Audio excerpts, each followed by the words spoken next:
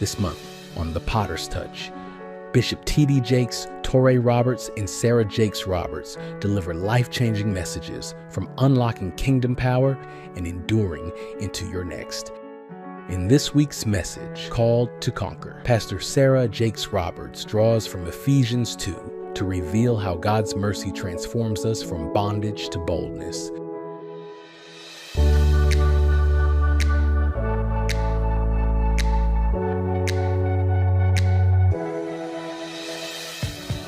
Hey family, welcome to The Potter's Touch. I'm Pastor Cora, and today my sister Pastor Sarah Jakes Roberts is bringing a powerful reminder that you are God's territory. The enemy thought he had you, but mercy said otherwise. But God. This word will give you courage, identity, and the strength to conquer.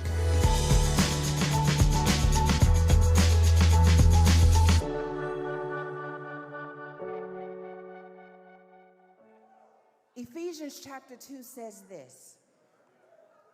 I'm going to use the New Living. Oh, hallelujah is right. I'm with you, girl.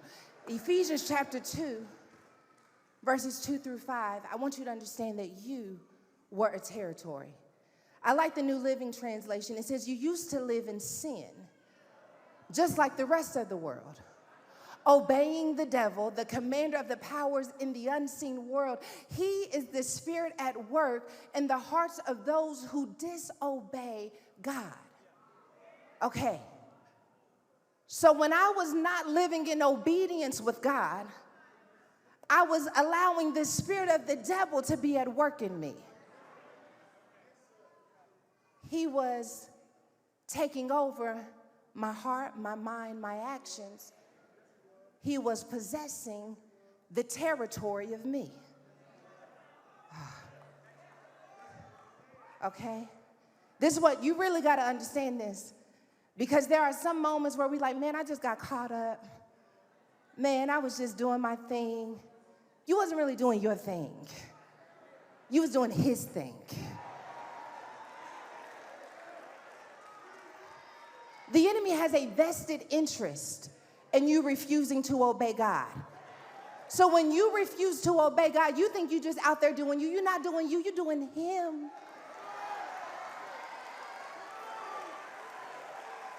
It's tight, but it's right. You got to know that. Because you have to understand that when I am not in the will of God, when I am not obeying God, then I must be obeying the will of him who he has come to destroy the works of. Can I tell you? Because I know, listen, the Lord was dealing with me about forgiveness like 30 days ago. Right before we started the fast. And, the Bible, forgive those who trespass against you. I know it. But I just didn't want to do it. Y'all real saved, He's still working through me because I was like, I know I should, but I really don't want to. Like they don't deserve it. And I heard God say, well, you didn't deserve it. And here we are. I'm still here, not moved by this. Just rebellious. But then I started getting in my word and I realized that you are not just holding them accountable with your bitterness. You're not holding them accountable with your refusal to forgive. You are holding yourself back from obedience to God. And if you are holding yourself back from obedience to God, who is at work in you right now? That was nasty work. All of us used to live that way. This is what Paul is telling the church in Ephesus, that the spirit of the devil, the spirit of the enemy, the spirit of wickedness was at work inside of you, and that is why you would not obey God, and that is why you would not walk away, and that is not why you wouldn't do what needed to be done. The spirit of disobedience, it was at work in you, and the enemy was delighting in your disobedience, and the enemy was glad that you wouldn't obey, and the enemy didn't have to even attack you anymore. That's why it felt so good. That's why there wasn't any spiritual spiritual warfare? Because he was blinding you with pleasure. He was blinding you with pleasure to keep you from seeing that you were actually digging your own grave. It wasn't until you started turning the other way that hell started getting nervous. Oh God, is she gonna start living right? Oh God, is he gonna start doing the right thing? As long as you were blinded by the enemy, there was no need to attack you.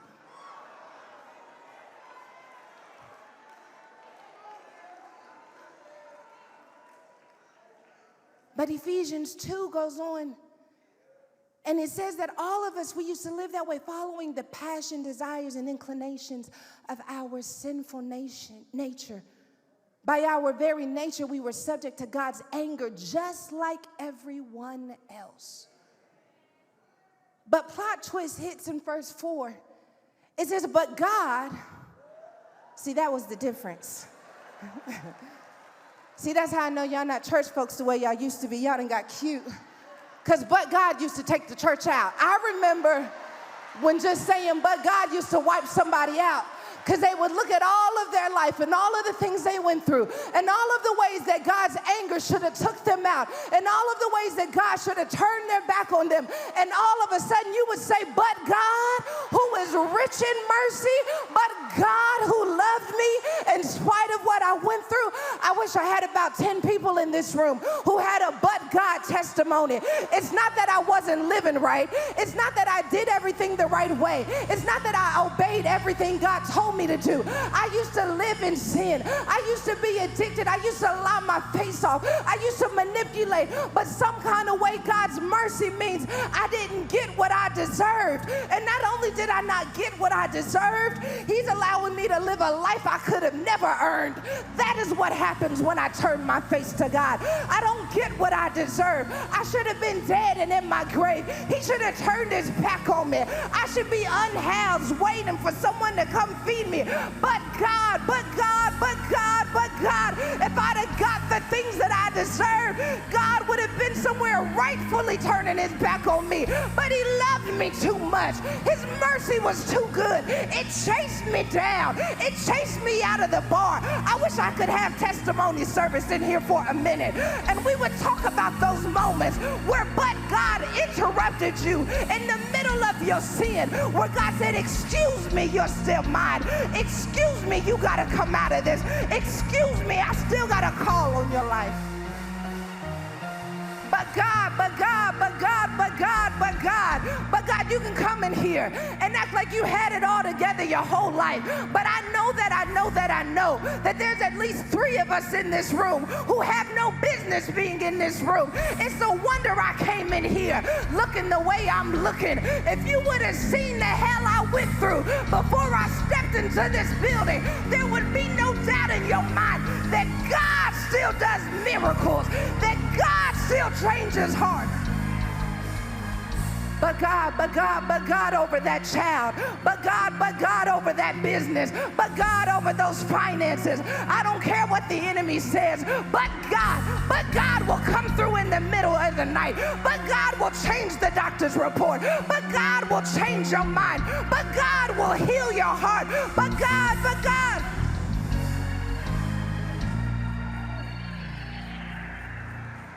But God. They say I'm not gonna make it. But God don't turn his back on me. But God will never leave me nor forsake me. I know they left me, but God.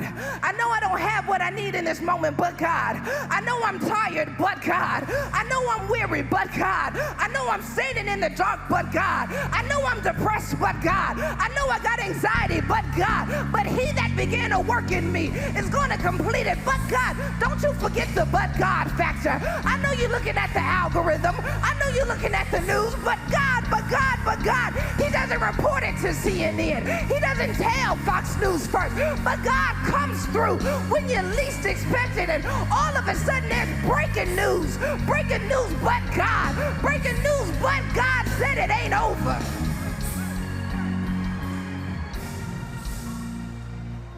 I got breaking news for somebody. That breaking news is but God. The headlines say but God. I don't know what's happening in your marriage, but I do know this, but God. I don't know what's happening in your health, but I do know this, but God. I don't know what's going to happen in the future, but one thing I do know is I'm going to be waiting for but God to come through. And when it comes through, you might as well prepare to be mad at me, because I'm going to give him a praise. I'm going to give him the honor. I'm going to give him the glory.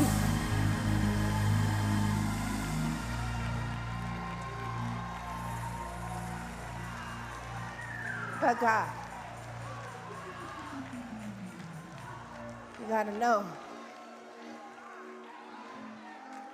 You gotta know two things. You have to know that the devil almost had his way with you. You gotta know that. He almost had his way with me. I almost believed the lie. I almost let it break apart. He almost had his way with me. But God claimed me. God sent angels after me. God sent a word for me. Because I am God's territory.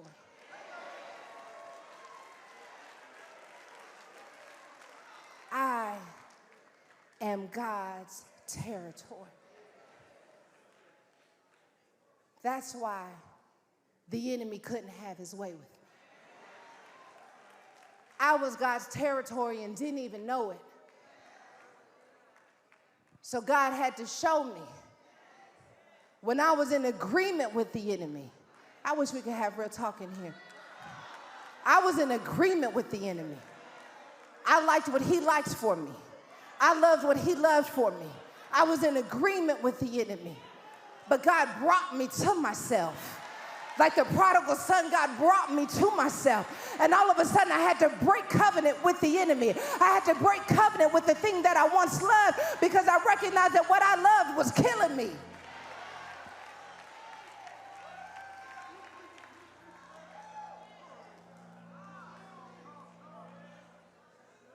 Have you ever loved something that you knew was killing you?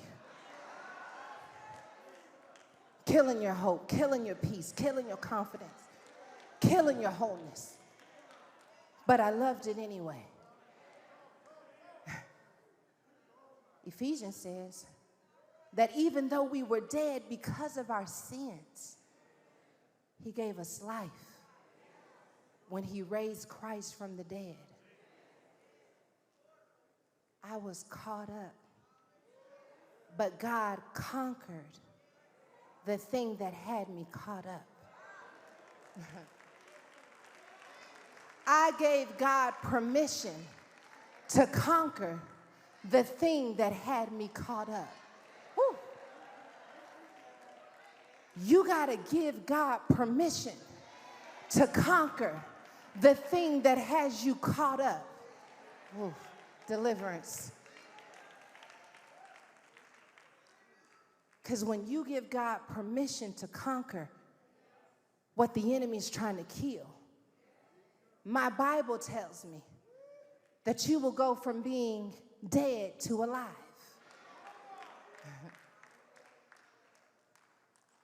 Even though we were dead because of our sins, he gave us life when he raised Christ from the dead. So you want the confidence to conquer comes when we recognize that we have been conquered by God. We were bound, claimed by the enemy, at work with what the enemy was doing in our lives, and all of a sudden, but God came and conquered us. You have to have this as the foundation of what you believe, that you have been conquered as a territory. And because you have been conquered as a territory, you now have a responsibility to become a conqueror.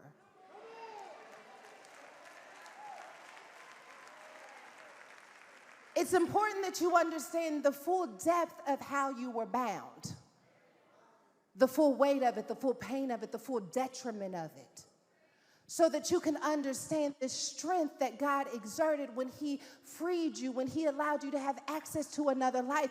Because there ought to be such gratitude from how you were bound, from how you were dead, to how you're now alive, that you want to see somebody else experience that same level of freedom. That's why I know some of you don't want to talk about your trauma. You don't want to talk about your past. You just want to move on, forget like that. Honey, that will never be my testimony. I want to remember what I got delivered from so that when I praise, I'm not just praising God for now. I got a 20-year-old praise on the inside of me. I got a 30-year-old praise on the inside of me because I understand exactly how bound I was. And the Bible says that we overcome by the blood of the Lamb and the word of our testimony. In my text, once Peter comes to this space of revelation with Jesus and he understands who Jesus is, Jesus tells him, now that you understand this, I'm going to put you in position to be a conqueror. I've conquered a mentality that you had. And now you understand who I am. And because you understand who I am, I'm going to send you out to conquer other people. That's the Great Commission in Acts 1. I'm going to send you out into the earth that you will be my witness. What am I a witness of? I'm witness that he conquers.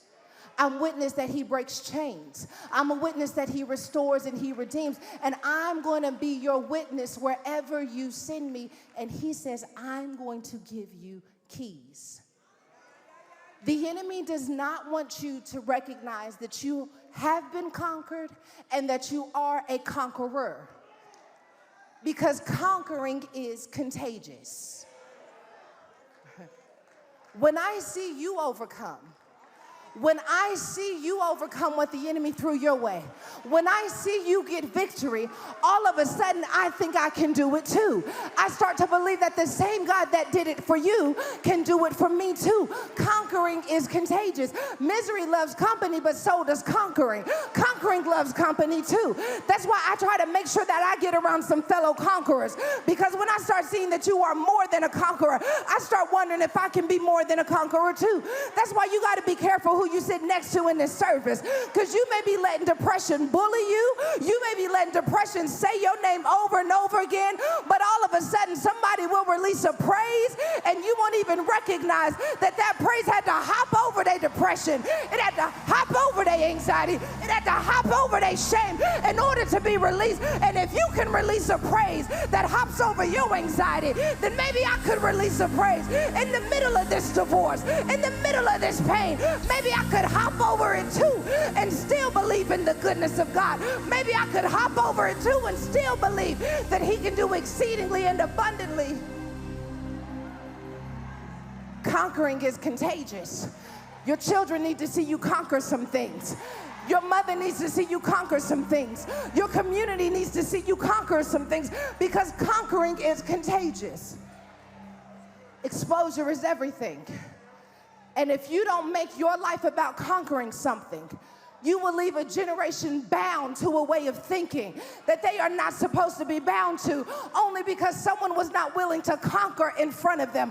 I need you to conquer with an audience. I know you want to wait until you get results before you show what God is doing in your life, but I need you to be bold enough to let somebody see you get suited up for battle. I don't know what the end is going to be. I don't know if I'm going to come out bleeding, but I want you to watch this, because he that began to work in me is about to deploy me to the front lines, and I'm going to swing my best shot, and I'm going to go after every territory with my name on it. And I may get bruised and I may get scarred, but I'm going to conquer again anyway, because I don't believe that there's going to be a day that he'll leave me. I don't believe.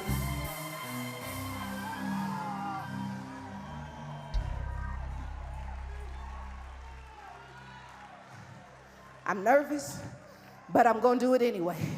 I'm afraid, but I'm going to conquer it anyway. I'm going to conquer my fears, and I'm going to conquer the territory. I don't have what it takes, but I'm going to conquer it anyway. God says that he'll supply all of my needs. I'm going to put myself in a position where I have a need so that I can access his supply, because I got a territory.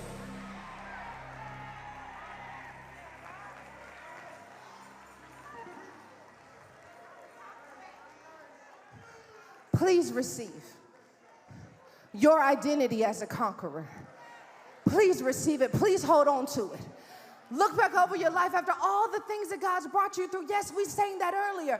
Recognize that it made you a conqueror. Receive that as your identity. You are more than a conqueror. This is your inheritance. You conquer. And you did not just barely make it. The lamb was slain before the foundation of the earth. It only feels like you barely made it, but you making it was always a part of his plan. It was never an option for God. It was only an option for you. You did not barely make it, because sometimes when we barely make it, we think, I can't be a conqueror because I barely made it. But baby, a win is a win. You better ask somebody. A win is a win. It may have been a bloody win. I may have missed by a margin, but I came through on the other side anyway. A win is a win. You gotta know this. Because the enemy is after your identity as a conqueror. Because if you do not believe that you are a conqueror, you will not try to take territory. You will not believe that you have what it takes to take territory. This is why I think Jesus says, I'm going to give you keys to the kingdom of heaven. The kingdom of heaven is a territory. But because you know who I am, I'm going to give you keys to this territory. Oh, God, help me. And your job is to use these keys to establish the kingdom of heaven and to bring people into the kingdom of heaven. But you can't do that if you don't think you're a conqueror. Because the enemy is after your keys. And if you don't think you're a conqueror, the enemy will take your keys. The enemy will tell you that your gift won't work, not realizing your gift are your keys. That your testimony is embarrassing, because your testimony are your keys.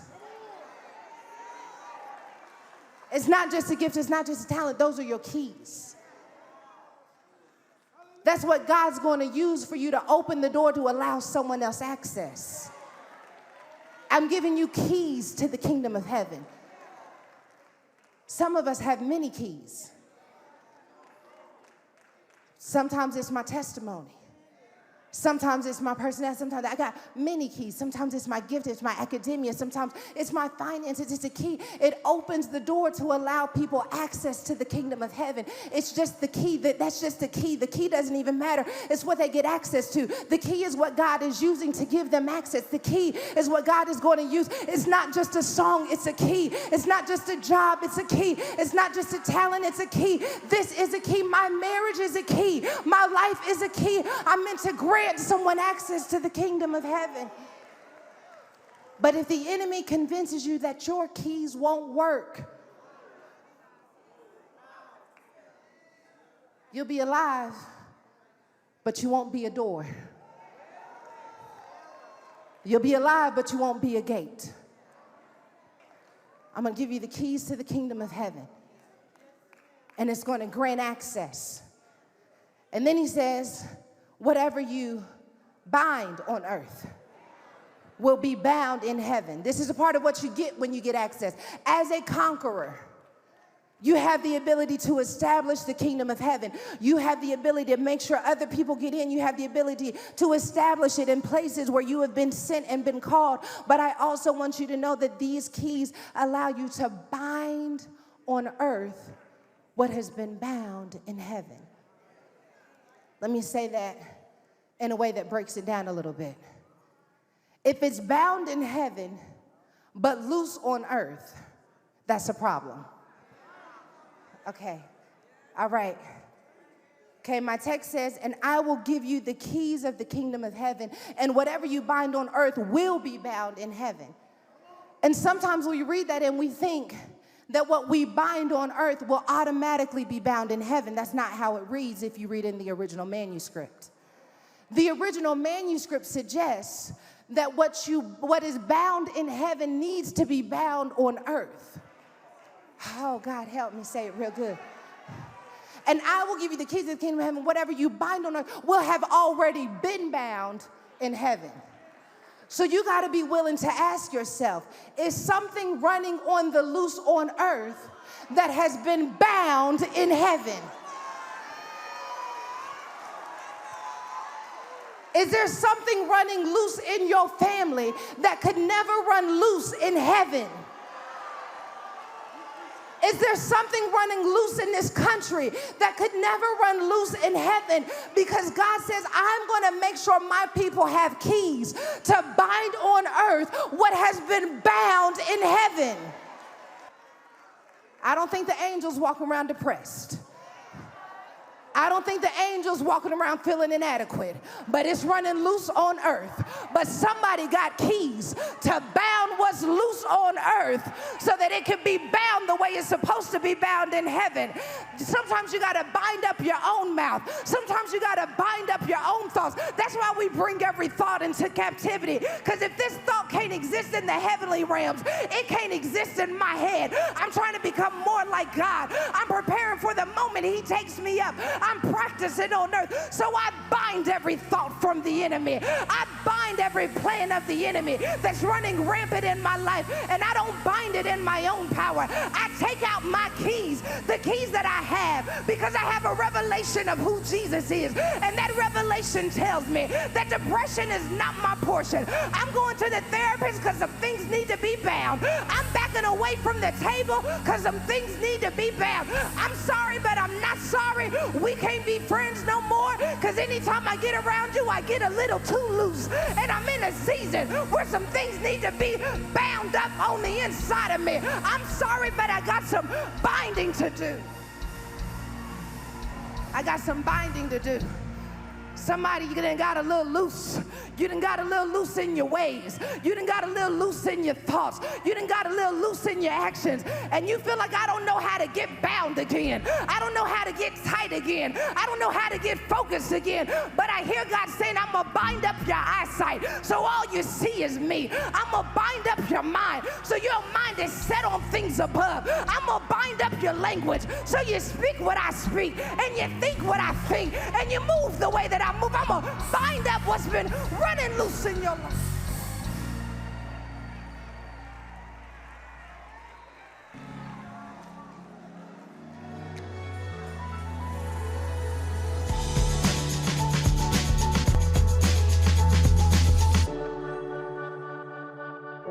As we close today, if this message touched your spirit, don't stop here. The full message is waiting for you at tphd.org/conquer or by scanning the QR code. And don't forget to subscribe to our YouTube channel so you never miss a life-changing word from this house. When you conquer, you make conquering contagious.